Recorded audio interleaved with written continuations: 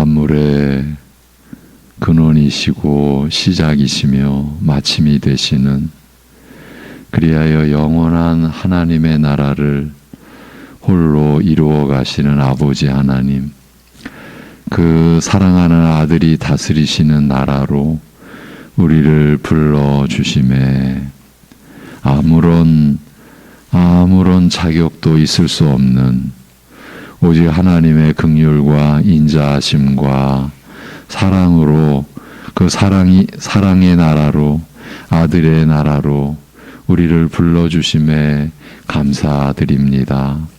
그러기에 이 한 주간도 오늘도 주님의 은혜를 간구하고 주님의 은혜로 살아가는 것을 나타내고, 그리하여 주님의 은혜를 나누기를 소원하고 기뻐하는 그 중심으로 어떠한 형편에서든지 죽은 자를 살리시는 하나님만을 신뢰하고 의지하는 믿음에 서 있게 하여 주시옵소서.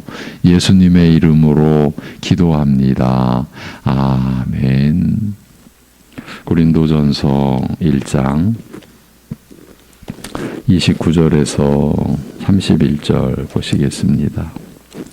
고린도전서 1장 29절에서 31절.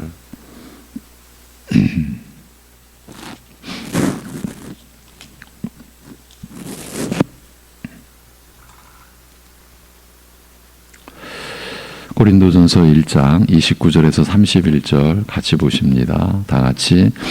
이는 아무 육체도 하나님 앞에서 자랑하지 못하게 하려 하심이라.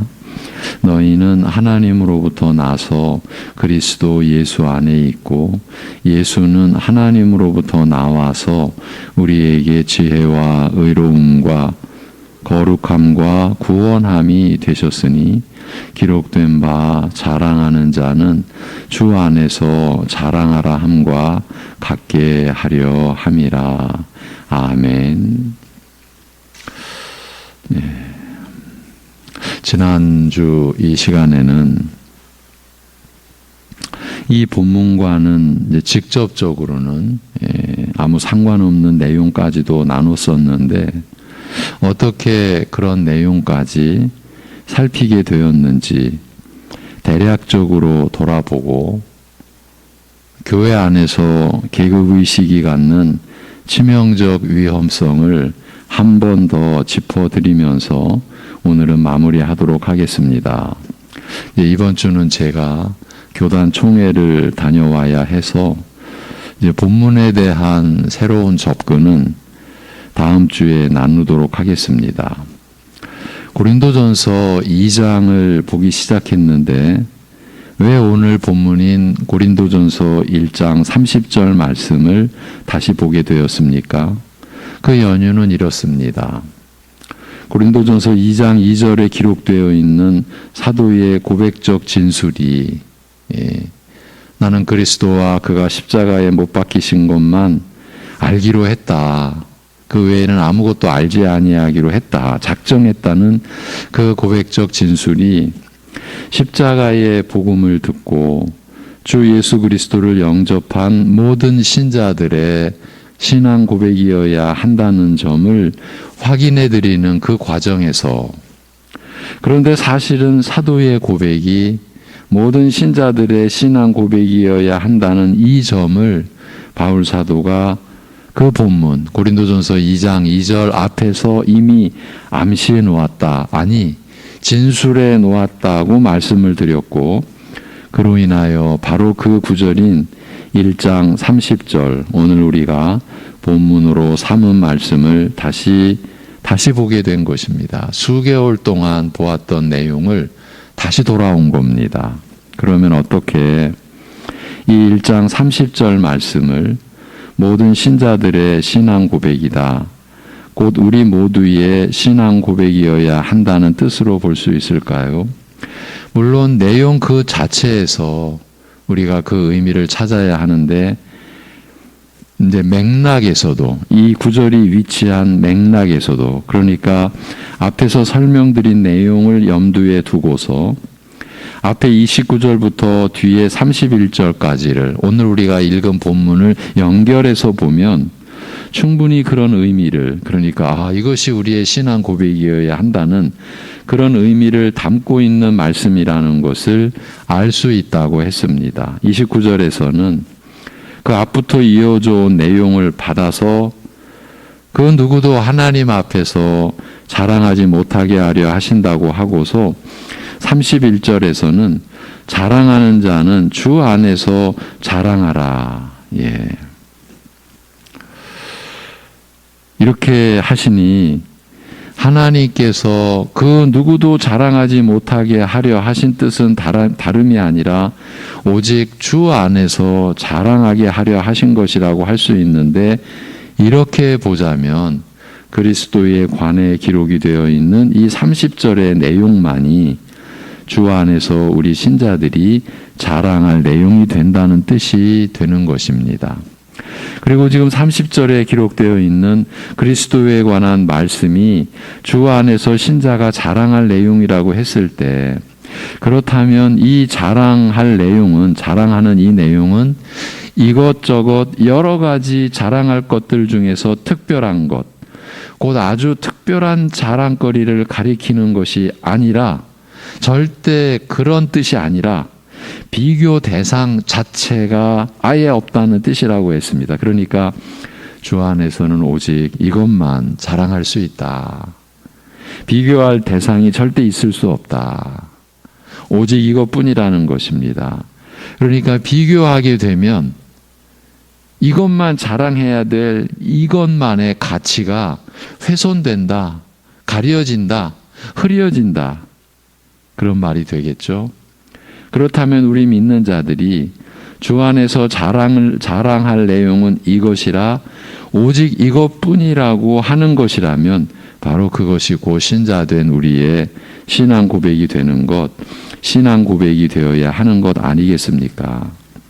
바로 이런 관점에서 뒤에 기술된 2장 2절의 바울 사도의 고백적 진술이 모든 신자들의 신앙 고백이 되어야 한다는 점을 강조하면서, 그런데 이렇게 사도의 고백이 모든 믿는 자들의 신앙 고백이 된다는 사실을 이미 앞에서 기록해 놓았다고 말씀드린 것입니다. 그리고 30절 이 본문은 너희는 하나님으로부터 나서 그리스도 예수 안에 있고 예수는 우리에게 하나님으로부터 오는 지혜가 되셨는데 곧 의와 거룩함과 구원함, 속량이 되셨다는 뜻이라고 했습니다. 이제 제가 다음 주일 이 시간에는 바로 이 구절 자체만을 좀 살펴야 되겠는데 아마 또 바로 시작하게 되지는 않을 것 같습니다.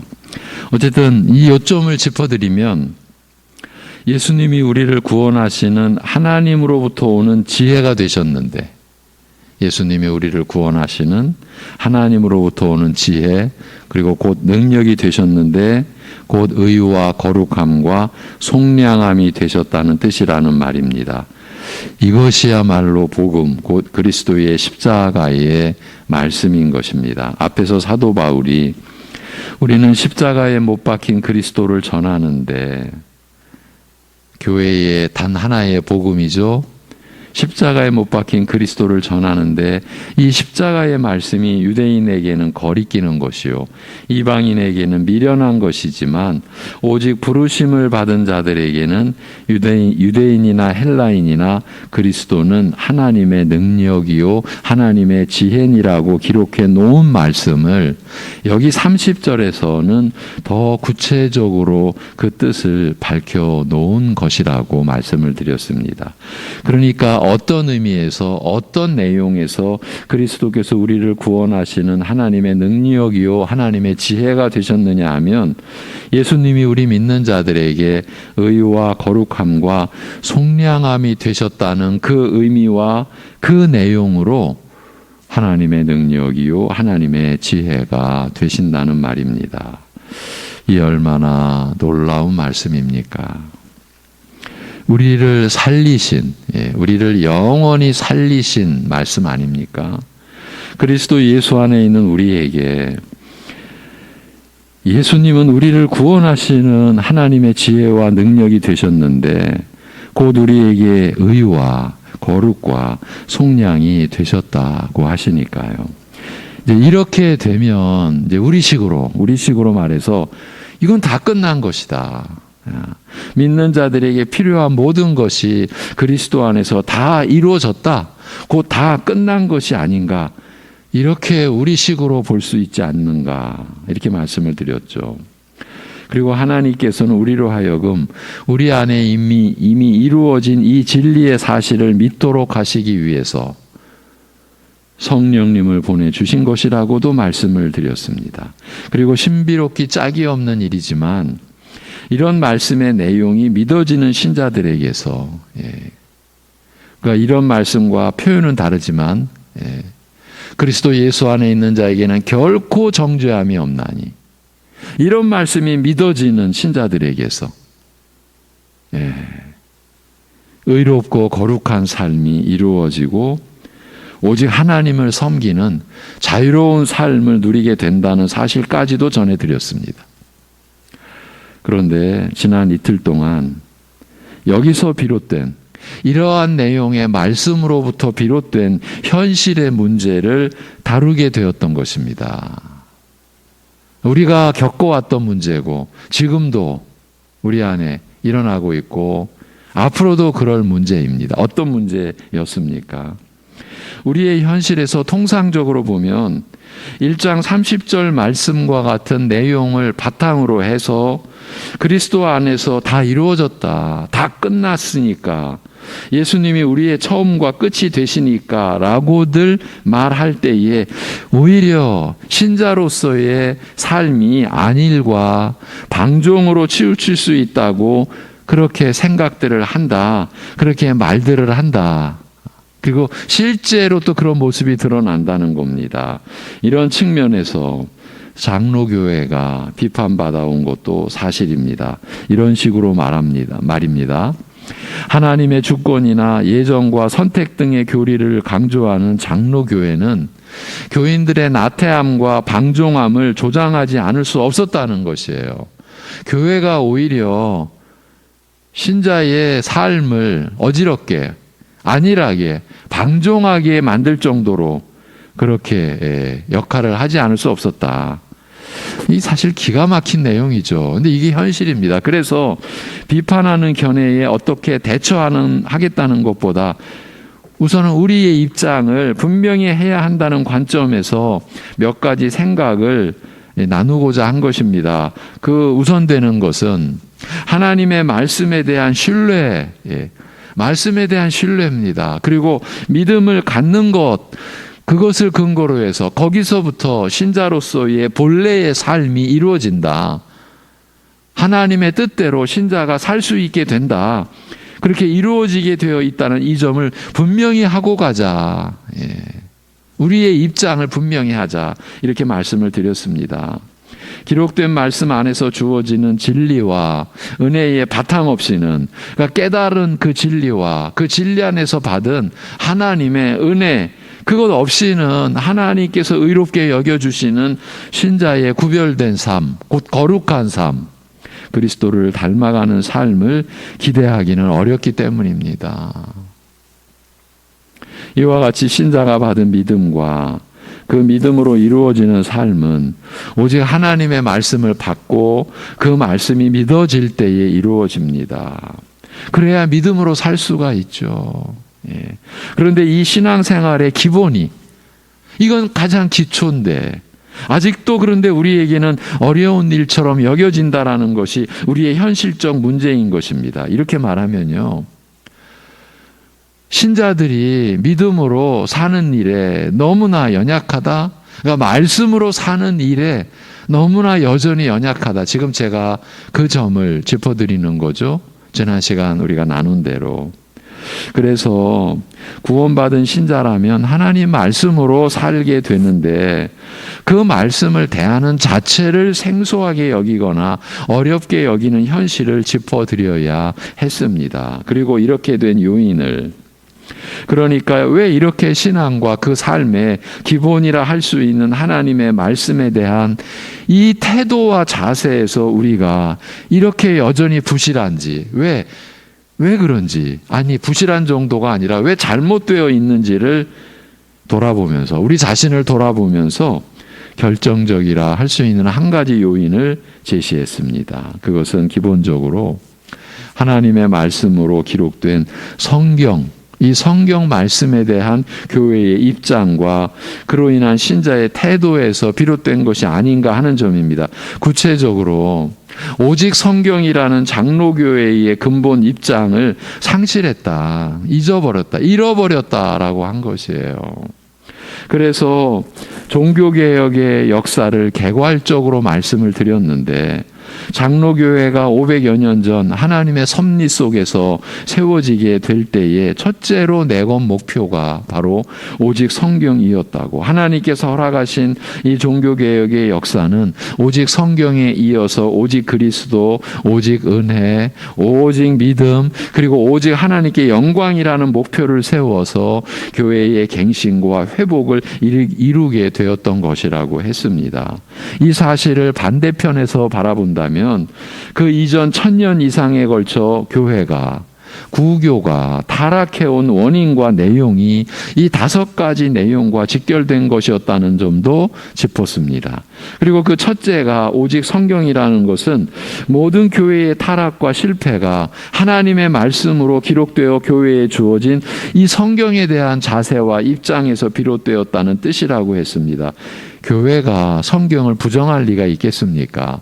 교회가 성경이 하나님의 말씀이라는 사실을 전체적으로 부정하거나 부인하는 것은 아닌데 오직 성경이라고 보지는 않은 것입니다. 오직 성경이라고 보지는 않으니까 교회 안에 세상의 것들이 들어오는 데에 있어서 막힘이 없게 된 거예요. 개인 신자의 입장에서도 그렇고, 한 교회로서도 그렇고, 교단으로서도 그렇고. 그런데 정작 문제는 종교개혁이라는 하나님의 섭리의 역사로 세워지게 된 장로교회와 여타의 교회들이 종교개혁 이후의 500년 역사가 무색하게 현재는 구교인 로마 카톨릭 교회와 내용면에서 거의 다르지 않게 되었다고 했습니다. 어떤 면에서 그렇다고 보는 겁니까? 개신교 안에서도 오직 성경이라는 교회와 신앙의 근본이 실종되었기 때문입니다. 그리고 그 신뢰로 여러 가지 우리가 짚어봐야 될 내용이 있는데 그것을 짚어보는 게 이 시간 이제 이 고린도전서를 보는 중심 주제가 아니어서 한 가지만 지목해서, 그것이 바로 계급의식이었습니다. 계급의식을 지목해서 말씀을 드렸습니다. 하나님께서 종교개혁의 역사를 허락하심으로써 그 주권적 섭리 아래에서 개신교가 세워졌는데, 이렇게 세워진 교회는 오직 성경을 목표로 하게 되었고, 그에 따라 계급의식의 철폐라는 개혁의 역사가 이루어지게 되었습니다. 그래서 계급의식의 철폐를 외적으로도 나타내기 위하여 계급을 상징하는 교회 안에 가운이라고 하는 의상이죠. 가운이라고 하는 것을 다 없애기로 한 거예요. 그것이 그 계급을 나타내는 것이었으니까. 이 계급의식의 철폐라는 개혁의 역사가 500년 전 종교개혁의 그 섭리 속에서 교회 안에서 이루어지게 되었어요. 그런데 너무나 안타깝게도 사실 두려운 거죠. 이 계급의식이 개신교 안에서, 우리 장로교회 안에서 되살아나고 만 것이에요. 이 계급의식은 교회 안에, 우리 안에 그대로 뿌리 내려져 있습니다. 어느 누가 이 사실을 부인하겠습니까? 그렇지만 우리로서는 그렇게 넘어갈 수가 없다고 했습니다. 하나님의 말씀인 성경이 우리에게 주어져 있기 때문입니다. 성경 말씀은 우리 믿는 자들이 모두 하나님의 자녀라고 증언합니다. 놀랍지 않습니까? 요한복음 1장에서는 그를 영접한 자기 땅에 오매, 메시아께서 자기 땅에 오매 자기 백성이 영접치 않았어요. 이 기막힌 현실. 그러나 영접하는 자, 곧 그 이름을 믿는 자에게, 그 아들의 이름을 믿는 자에게는요, 어떤 은혜가 주어집니까? 곧바로 하나님의 자녀가 되는 권세가 주어졌다. 그 아들을 영접하고 그 아들의 이름을 믿는 자와 아들의 자녀의 권세가 주어지는 그 가운데 아무것도 없어요. 1차적으로 그러면은 믿었냐? 그럼 2차적으로 3차적으로 뭐가 이루어져서 그게 뭐가 이루어지면 자격이 될 만하니까 내가 자녀로 삼음아가 아니라 하나님의 은혜는 그런 식이 아니에요. 세상과 관점이 완전히 다른 거죠. 그 아들을 믿는 자, 도대체 아들이 누구시길래?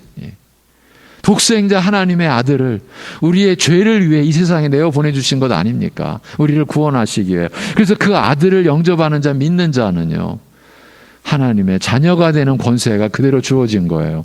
이것은 혈통으로나 육정으로나 사람의 뜻으로 나지 아니하고 하나님께로부터 난 것이니라, 난 자들이니라. 이렇게 주어졌어요, 여러분. 그러니까 성경 말씀은 우리 믿는 자들이 모두 하나님의 자녀라고 증언합니다. 성경 말씀의 역할입니다. 하나님의 자녀로서 구성된 하나님 나라 안에서, 이 땅에 세워지는 하나님 나라인 교회 안에서, 그렇다면 계급이 무슨 역할을 하고 무슨 의미가 있겠습니까? 하나님의 자녀라는 신분을 능가할 계급을 가진 신분이 달리 또 있겠습니까? 없어요. 그리고 성경 전반에 걸쳐 교회 안에 계급의식이 존립할 수 있는 근거가 될 만한 구절이 있습니까? 없어요. 그러니까 계급의식을 지닌 교인들은 성경의 권위를 무시하는 입장에 서 있는 것이에요. 그만큼 계급의식은 하나님 나라와는 연관이 없는, 그래서 그 자체가 불신앙과 불순종의 표식이라고까지 말씀을 드렸어요. 이전과 관련하여 베드로전서의 한 구절을 들려드리겠습니다. 너희는 택하신 족속이요. 여러분을 향한 성경의 증언입니다. 너희는 택하신 족속이요, 왕같은 제사장들이요, 거룩한 나라요, 그의 소유가 된 백성이니 이는 너희를 어두운 데서 불러내어 그의 기이한 빛에 들어가게 하신 이의 아름다운 덕을 선포하게 하려 하심이라. 너희가 전에는 백성이 아니더니 이제는 하나님의 백성이요, 전에는 긍휼을 얻지 못하였더니 이제는 긍휼을 얻은 자니라고 합니다. 그리스도를 믿어 거듭난 신자를 택하신 족속, 왕 같은 제사장, 거룩한 나라, 그의 소유가 된 백성이라 하시는데, 이 안에서 어떻게 계급을, 계층을 나눌 수가 있습니까? 그리고 너희가 전에는 백성이 아니더니 이제는 하나님의 백성이요, 전에는 긍휼을 얻지 못하였더니 이제는 긍휼을 얻은 자니라는 말씀에서 보면 각각의 신자는 그 모든 신자는 오직 하나님의 긍휼을 얻은 자로서 하나님의 백성이 되었는데, 어떻게 하나님의 긍휼을 얻은 자가 계급과 계층으로 나누어질 수가 있겠습니까?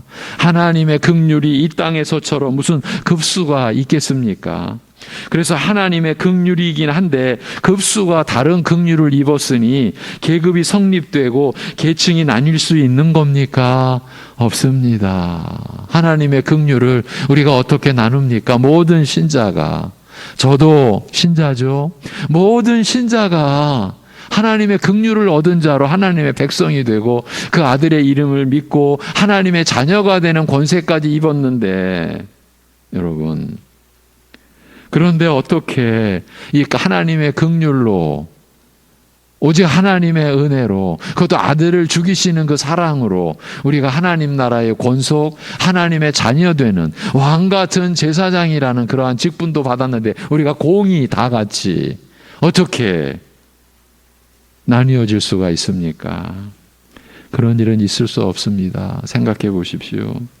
하나님의 나라가 이 땅에서 어느 누구에 의해 계급이 정해지고 계층이 있는 나라로 변할 수가 있겠습니까? 그것은 있을 수 없는 일입니다. 그런데도 이 시대의 교회는 그런 일을 행했고 벌려놓았습니다. 이 땅에서 제도화된 교회 안에 계급 제도가 아예 확립이 되어 버렸습니다.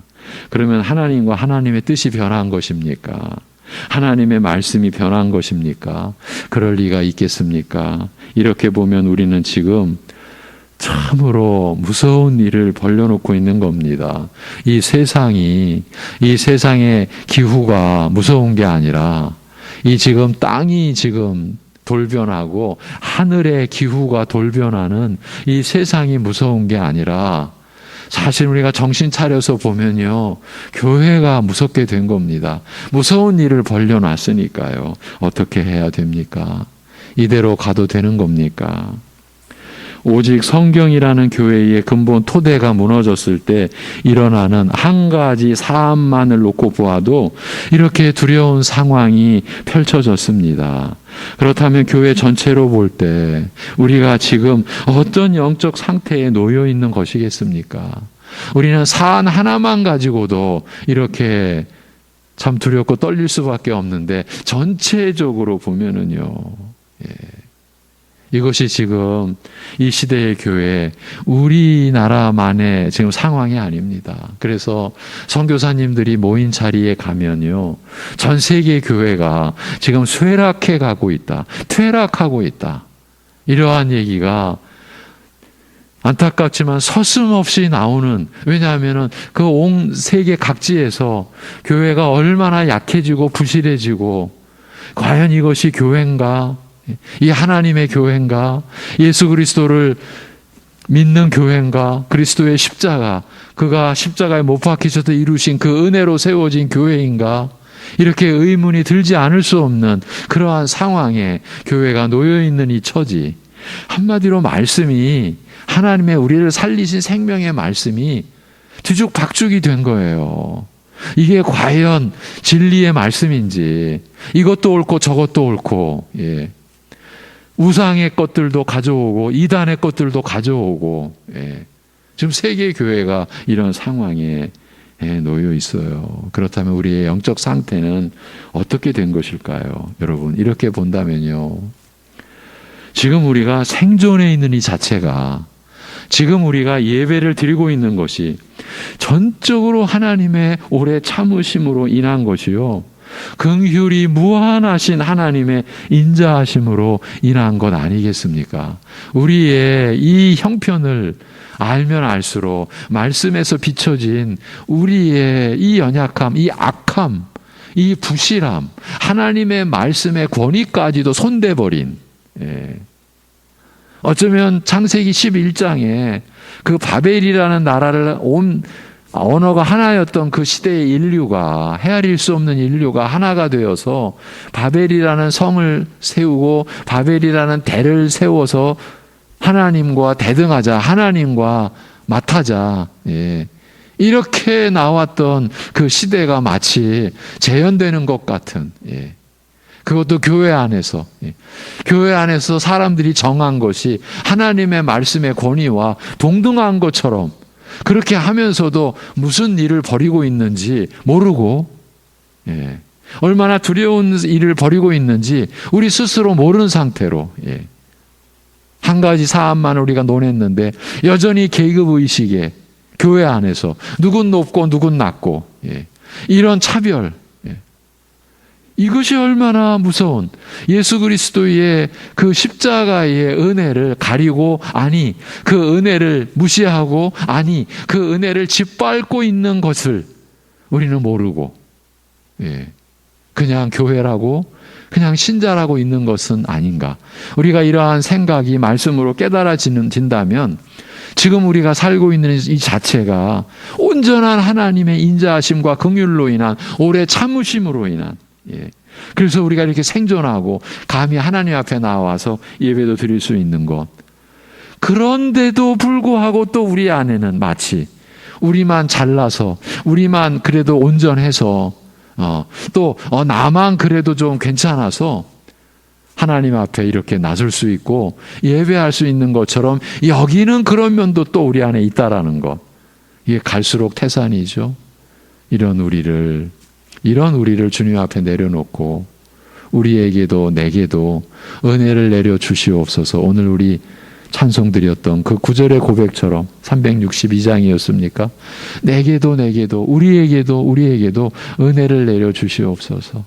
말씀을 바로 깨닫는, 그래서 우리의 신앙의 내용을, 믿음의 내용을 우리의 것으로 세상의 것으로 거짓된 누가 쏟아놓은 그런 거짓 가르침으로가 아니라 오직 말씀으로 우리가 바른 믿음을 가지고 하나님을 향할 수 있게 해달라고 기도해야 할 때 아니겠습니까? 기도하겠습니다. 하나님 아버지, 이러한 우리를 그대로 멸하시지 아니하시고 이렇게 우리를 보존해 주시고 우리를 붙들어 주시고 여전히 하나님의 약속의 말씀으로 우리에게 하나님의 마음, 하나님의 사랑, 그 하나님의 끝없는 인자하심을 우리에게 보여주시고 또 듣게 하시고 나타내 주시니 감사합니다. 아버지 하나님, 이러한 하나님의 은혜를 우리가 놓치지 말고 이 은혜에 우리가 붙들려서 그래서 우리가 말씀에 대하여 악하면서도 마치 아는 것처럼 교만해 왔던 우리의 죄악을 내려놓고 또 하나님의 말씀 앞에서 낙심하고 절망한 채로 널브러져 있는 그런 상태로 있으면서도 참으로 하나님 앞에 은혜를 구하지 않았던 그런 우리의 연약함과 악함도 주님 앞에 내려놓고 주님의 은혜를 겸손히 구하고 또 구하며 오직 하나님의 말씀으로 우리가 그 말씀으로 돌아가야만, 우리의 마음에 그 말씀을 담아야만, 그 말씀을 들어야만, 그 말씀을 따라야만 하나님께서 값없이 베풀어 주신 한없는 은혜와 사랑을 우리가 받아 누릴 수 있음을 우리가 실제로 체험하는 그 자리에 이를 수 있게 하여 주시옵소서. 아버지 하나님, 지금 당장 우리 안에 말씀이 참으로 오직 성경이 버려짐으로 인하여 우리 안에 일어난 일들이 당장 씻겨질 수 없는 것을 아오나 그럼에도 포기하고 낙심치 않고 하나님의 은혜를 구함으로써 우리가 하나님의 말씀으로 약속된 믿음의 내용을 지니며 하나님을 섬기고 서로를 섬기는 삶을 이루어갈 수 있게, 연약한 중에도 그 삶을 우리가 이루어갈 수 있는 은혜를 허락하여 주시옵소서. 오늘도 이 한 주간도 여러 가지 연약함에 휩싸여 또는 환난과 고난 속에서 또 육체의 질고로 인하여서 아픔과 고통과 또 상처를 극복해야 될 그러한 형편에 있는 우리 가족들, 우리 지체들, 우리 자녀들 주님께서 붙들어 주옵시고 또한 우리 어르신들의 연약함도 하나님께서 헤아려 주시옵시고 죽은 자를 살리시는 하나님만을 신뢰하고 의지함으로 인하여서 그 고난의 자리에서 주님을 더 알고 주님의 은혜와 주님의 사랑과 주님의 능력을 더 체험하는, 오히려 고난 속에서 믿음의 역사가 일어나는 하나님의 위로의 역사, 소망의 역사를 허락하여 주시옵소서. 우리 주 예수 그리스도의 이름으로 기도하옵나이다. 아멘.